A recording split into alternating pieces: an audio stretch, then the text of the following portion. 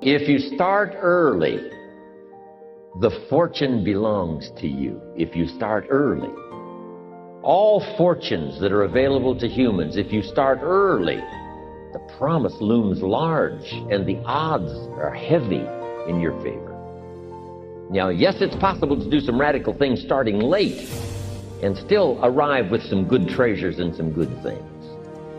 But when you haven't got that much time left, now sometimes the decision has to be so drastic, people are not willing to make it, and they're too tired and too weary and too ill. And say, look, I don't have much time left. It's not going to happen for me anyway. It's easy to take that attitude. But everyone here, we've got the time over the next 10 years. We've got the time the next 20 years. We've got the time the next 30 years to make some repair now in our errors of the past and set up some new disciplines. And I'm telling you, that's going to change everything. So, 5 years from now, I wish for you to arrive at a well-designed place.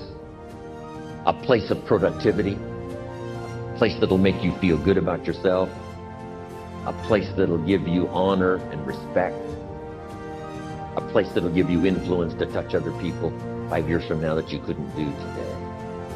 Where will you be in 5 years? Key phrase, we go the direction we face. We go the direction we face. If you start designing something at the end of this direction, sure enough, you will start going the direction you face. Next phrase. Direction determines destination. Destination is not determined by hope. It's not determined by wish. Destination is determined by direction. You cannot change destination overnight. You cannot change destination overnight. Which means you can't arrive at a 5 years from now place tomorrow. But here's what you can change today and overnight. You can change direction. And it is so fascinating what a little small change of direction will do. A few decisions in discipline, a few decisions in learning, a few decisions in change of behavior, change of habit, a few decisions in setting goals that you've sort of let drift before. Like I did at age 25, didn't have a list. I immediately started to change that. And I immediately started to change my direction. In less than 7 years, I was a millionaire. And that was just my economics. But I am so thankful for the circumstances and whatever else arranged it for me. Some things are arranged, we don't even know how they've occurred. For you to be here, do you imagine the chain of circumstances that caused you to be able to sit in this auditorium today? It's amazing. This had to happen, and this had to happen, and this door had to close, and this door had to open. And all of those things, for me to be here, for you to be here, I just didn't drop out of the sky, right? And you arrived here from all kinds of directions. Here we are. And so we just say, wow, part of that's a mystery, and we let it be a mystery. We don't even try to figure it out. We just say, wow, it's incredible. But now that we're here, how could we collectively and individually affect each other's lives? It's by doing just what we've done. Study, learn, teach, shake hands, trade stories, and do all this stuff. So that we can help other people as well as ourselves to make that small journey to a new direction. So jot that down. It's only a small journey to a new direction. The promise of the future is an awesome force. My mentor worked this on me. He said, Jim Rohn, if you keep up these disciplines and if you keep up these skills, keep increasing productivity, learn how to work with people, do the job well, do the activity, learn to teach. He said, I promise you, you're going to have a unique place. I promise you. He kept saying that. I promise you. Things will all change. I promise you. A bank full of money. I promise you. A heart full of gratitude. I promise you. A family with unusual respect. I promise you. An audience that won't quit. And he just kept saying all of this stuff. I promise you. Take it from me. I've got the experience. I know. A person like you. Your dedication. If you keep up this pace, the day will come. The day will come. And he painted this picture. I couldn't sleep nights the first year. Then I remember one day he said, one of these days you'll walk into a room full of people, and as you walk in the room, you'll hear someone say, that's him. That's the famous man. I thought, well, that could never happen to me. I was raised in obscurity, right? One of my first skills was milking cows. I mean, what's that got to do with walking in a room and have someone say, that's him, that's the man, the famous man? But sure enough, year by year, audience by audience, and book by book, as I traveled this journey, wow, that promise from this man started coming true. I just wish my mentor, Mr. Schoaf, was here to see this. Here's what he would say. I told you. I said, listen to what they're saying. I told you. I told you. Yeah, that's right. It's happening. Wow. I wonder how much further. I wonder how much more. That's a gift. Language that transports people into the future. So I'm asking you to do the same thing with your company, with your people that work for you, and especially your family, so that you can give them the promise of the future. They'll do extraordinary things if they can see. If they can't see, they'll take little steps. If they can see, they'll take giant steps. Help them to see themselves better than they are. Sometimes we have to help people see themselves as they are. If your child is messed up, you got to say, hey, John, you have messed up. But here's the next clue, parents. Don't leave them in the mess. So they've messed up. How quickly could they turn it around? Almost overnight. What could be the promise of the future if they started walking a new road? Absolutely colossal and unbelievable. So we quickly go from saying, yes, you've messed up, no doubt about that, but here's how quickly you can recover. Here's how quickly you can multiply the future in a positive way versus the negative way that brought you to this poor place. See, the gift of language can do the most incredible things with a human being. Rescue them from oblivion, send them into the future with a picture of the promise, the possibilities. Don't be lazy in exercising these gifts. Someone say, well, how good do we need to be at it? As good as you possibly can. Someone says, well, this is only a child. What a better place to start. Correcting a few errors and building the promise of the future. We can't say it's only a child. This could be the next superstar. This could be the next person of high productivity that starts enterprises that employs millions. This next child, this child, properly corrected, properly inspired. Here's what happens when you start a new direction. Self-esteem starts to accelerate. It doesn't take much for you to feel good about yourself. Just committed to a new direction and you feel good. And an apple a day, committed to finally having a health program that'll make you the healthiest you've ever been in the next 20 years, all you got to do is munch on that first apple. And nobody even has to be around you, and you don't have to announce it to the world. But you munch on that first apple and say, this is the beginning of developing a health program that's going to make me so healthy I'll have the vitality to do whatever I want to do for the next 30 years of my life. Now, if you eat an apple the second day, you become almost delirious, saying, wow, I'm on my way. Somebody said, just 2 apples? Says, look, you don't understand. Not only did I do it yesterday, I've done it again today. This is really proving to myself with no audience, no microphones, no nothing, just you and yourself. You've convinced yourself, I'm on my way to the healthiest I ever have been. I'm starting a new life. This is the second day. I'm on my way. That's how easy it is to change your life. You don't need some dramatic vision. Just begin something. And maybe by health or by whatever other things we can think of to do, you just get back on a better track. One of the major things Schoaf taught me when I met him, he said, poor thinking habits keeps most people poor. Not poor working habits. Most people work hard, but they don't think hard. And Schoaf taught me that the mind is like a factory, a mental factory. And whatever you think about all day long pours ingredients into this mental factory. And that's what builds the economic, social, financial fabric of your life. He quoted me a Bible phrase that says, as you think, so you become. How awesome. When he talked about poor thinking habits, he had me. I used to start the day reading the morning newspaper. I mean, you can believe that or not. I'd get a cup of coffee and read the paper. I'd load up on wars and riots and murders and stabbings and killings and bank robberies and muggings and car wrecks and tragedies. I'd even read the back pages. I seem to like that stuff for some weird reason. I'd load up on all that, and then I'd start the day. You can imagine the kind of days I used to have. The guy says, I want to be a great leader. Wonderful. The first thing we do is follow him to his house. When we get there, we walk in and check his library, number one.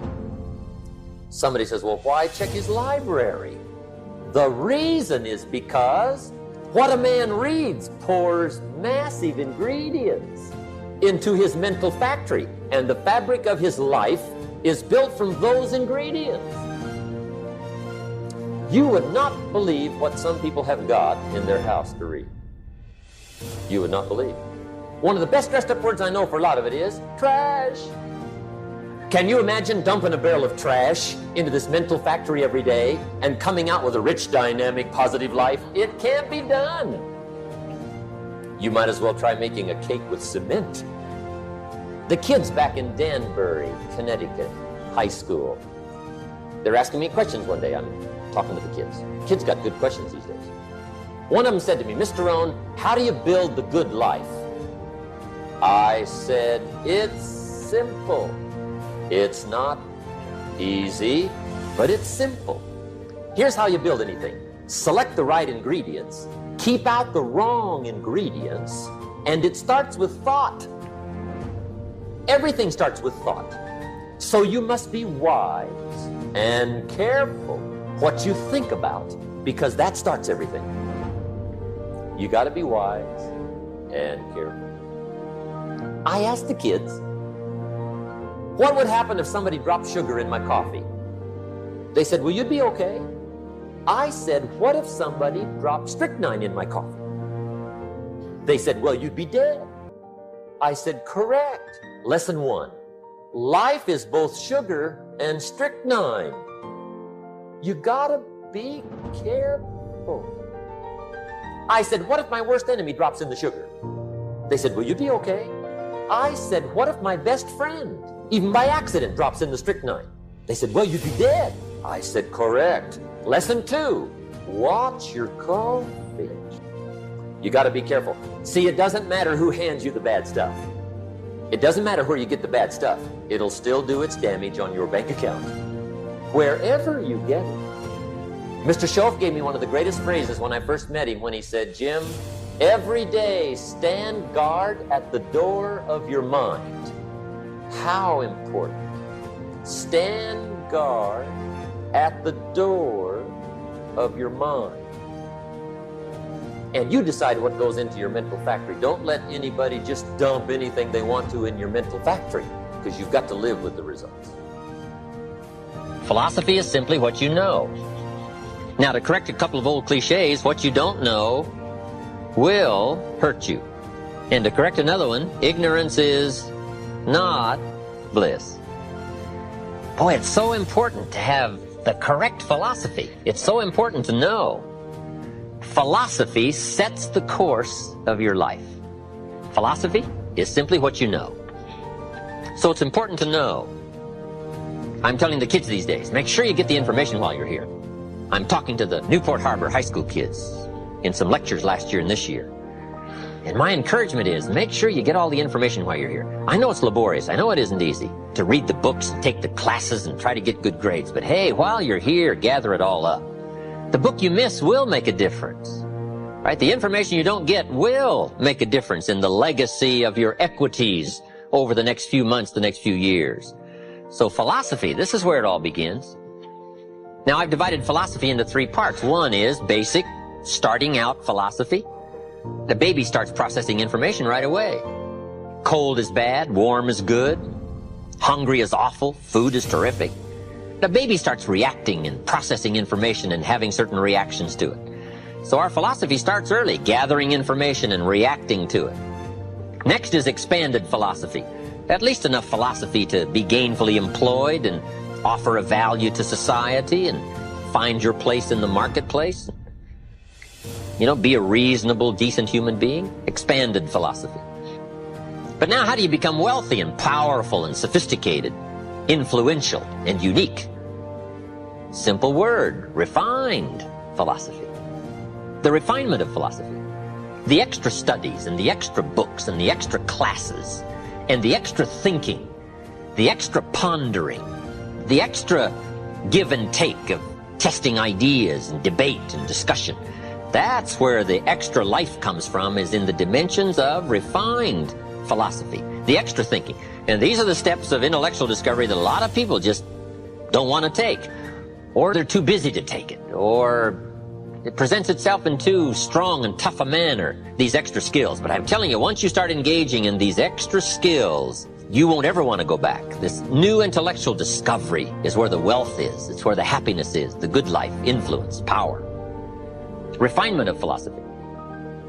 Now, our philosophy comes from a lot of places. Let me give it to you. Number one, from teaching, the influence of others, from the books we read, from the classes we take. And you might underline the word influence. This is where a big share of our philosophy comes from. Influence. In another series, we asked 3 major questions. Who am I around?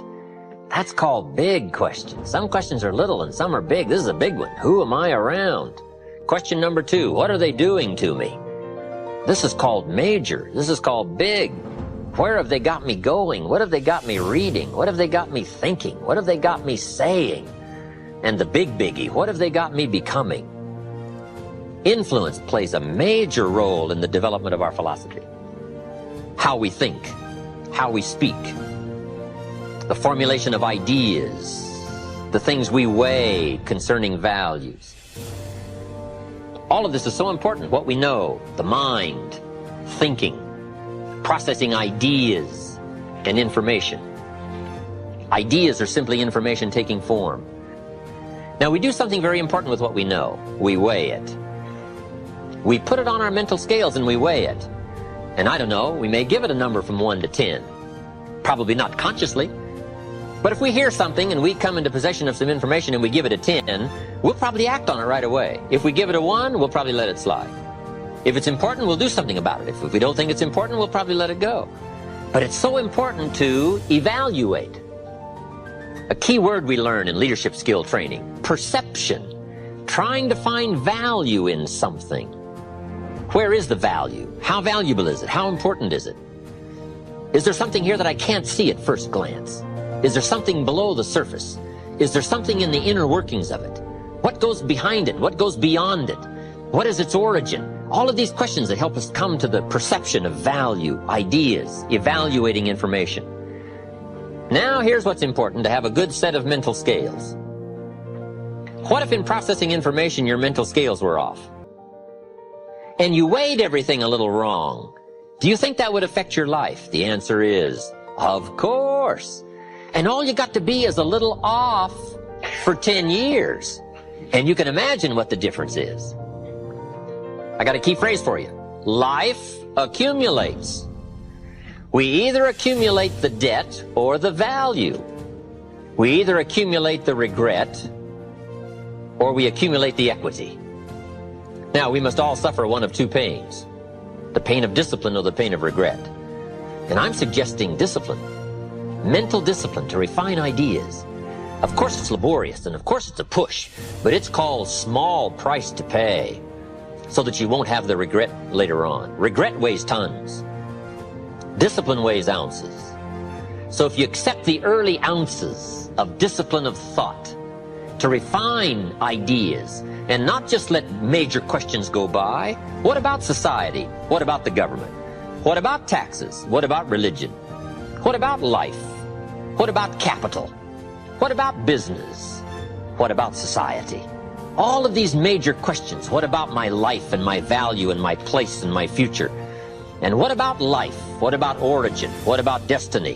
What about opportunity? What about possibility? All of these major questions, to let them go casually by is to miss the treasures that your life could accumulate into in the coming months, the coming years. So this is called major. What we ponder and what we think about sets the course of our life. It's like the set of the sail that's taking us somewhere. There's a lot of things that can wreck your chances to do well. We live in a rather dangerous world, so you got to be not only wise, you got to be careful. Now, attitude diseases are just as bad as physical diseases, right? High blood pressure, heart trouble. I mean, a lot of things lace your chances to do well. So you've got to be careful. And attitude diseases are deadly. I mean, they'll destroy all the good things you start. These attitude diseases are like weeds that grow in the garden. It's a normal part of life. Here's a good phrase to note. Negative is normal. It's not successful, but it's normal. It's part of life. And here's the next key, in my opinion. You must learn to handle the negative. Don't ignore it. Handle it. Now, I know some people teach the other way. And listen to them. And listen to me. And then make up your own mind. Right? Don't be a follower. Be a student. But I say you got to handle the negative. You don't have to live in it. You don't have to dwell on it. But you do have to handle it, my opinion. Here's what part of it is. It's called the great war between good and evil. And there is a war on. The minute you were born, you got involved in the war between good and evil, between darkness and light, between negative and positive, between evil and good, between tyranny and democracy, between weeds and human activity. I mean, the war is on. If democracy sleeps, guess who never sleeps? Tyranny. In the absence of light, guess what's automatic? Darkness. If good does not arouse itself and become active, guess what moves in? Evil. It's a war. A mental war, a physical war, a financial war, between enterprise and ease, between accomplishment and failure. It's a war. That's why there's an Old Testament phrase that gives the best advice for human activity when it says, 6 days labor, 1 day rest. Now, I'm sure we've taken that to mean, don't work all 7 days. Take one off. Here's what it also means. Only take one off, or you're liable to lose the war. Now, we've got it down to 5 and 2. And maybe that's not too dangerous. I don't know. If God would have thought of 5 and 2, he might have made it 5 and 2. I don't know. But here's what it does mean. Enterprise is better than ease. If you rest too long, the jungle overtakes the village. Now, here's the good news about the war between good and evil. Evil is no match for good, but good must be active. Weeds are no match for human activity, but if you stand still, how far in will they come? All the way. They'll grow right up around your shoes. But if you get busy, how far back can you take them? As far as you wish. They're no match, but you must be active. That's why the 6 and 1. Make sure you're not losing the war by taking off too much. Work on your personal philosophy. Your personal philosophy is like a guidance system. And your guidance system only does 2 things. 1, helps you to see the dangers over here so you don't build on the sand. Now, your guidance system also helps you to find the opportunities over here. And this is what the drama of life is all about. Danger riding side by side with opportunity. Los Angeles, a place for the most extraordinary opportunity probably in the world, side by side with danger. If you're a pedestrian and the light turns green, you better not walk for a second or two. To what? Save your life. Danger and opportunity. Learning to understand one so you can avoid it, how to cash in on the other. The guidance system must start early. And the temptation is always there. When I was a little kid growing up, I saw this cartoon of a little boy with a little devil on one shoulder and a little angel on the other shoulder, both whispering in his ear. What is that? It's called high drama. Every day of our life we are tempted. Sometimes it could be fatal in a moment. Here's a father who loves his family. He's a respected citizen. He's got a thriving business, but he's late for an appointment. And the light turns red and the voice says, go, you can make it this time, go. And now he's dead. This is not a bad man. This is a careless man. So everybody's guidance system has got to be alert and working. Whether it's a moral question, ethical question, all the rest. That's why the great prayer says, lead us around temptation. This is part of the great drama. The spoiler and the creator. Why this drama? Because it's the only way to create a human drama. Here's what it seems like. Opposites are in conflict and we are in the middle. Whether it's in business, whether it's home, friendship, health, no matter what it is. It's the drama. In your bloodstream, there are red corpuscles to nourish and give life like a mother, and white corpuscles to fight like a father. And you got to have both. White corpuscles say, just show me some infection, I'll kill it. Because if I don't kill it, what? It kills you. Somebody's going to get killed today. So the war is going on. Friendly bacteria and unfriendly bacteria. But what if you picked up a book and the first chapter said, everything's fine. Second chapter, everything is just fine. Fourth chapter, everything's fine. Would you finish the book? First chapter, the war is on. Let me read the second chapter and the third chapter. Let me give you the last illustration. Would it be possible to win if you couldn't lose? What if you put a football under your arm and we all went with you to the nearest football stadium and you crossed the goal line? Would we cheer and call it a touchdown? It's not a touchdown until you face the 300-pounders. And all we have to do now is figure out in our business, social, personal, daily life how to multiply all life systems by following a few simple guidelines. One is understanding, first of all, philosophy being like the set of the sail on a sailboat. The wind is always blowing, but to get to your dreams and the things you want for yourself and for your family and the money and all the rest, you don't have to curse the wind. All you have to do is set a better sail. You will get so good at setting sail that no matter what winds blow, it still takes you toward your destination. Here's the next one, decision. And decision making is powerful, and it's emotional.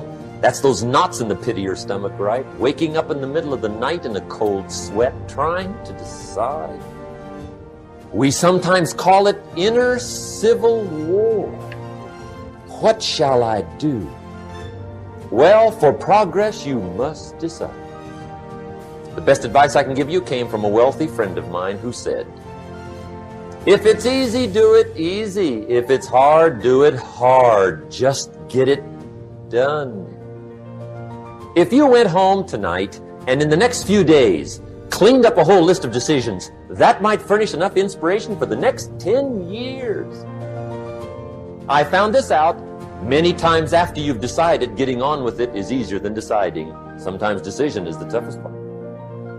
Here's the next emotion, desire, wanting to bad enough. And I don't know how to tell you to want to. That's something you've got to come up with.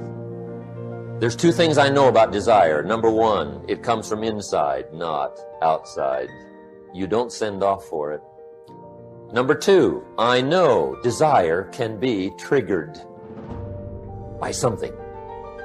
Who knows what it might be? Sometimes desire waits and sleeps for something to happen. Maybe it's a book, maybe it's a song, maybe it's a sermon, maybe it's a lecture, a seminar, maybe it's the conversation of a friend, a happening, an event. Who knows? The best advice I can give you is what I give my staff. It goes like this: welcome every human experience. You never know which one is going to turn it all on. Even the bad experiences. Sometimes from the bitterest experience comes the greatest awakening. So let down the barriers, take down the walls. The same wall that keeps out disappointment keeps out happiness. Let life touch you. Don't let it kill you, but let it touch you.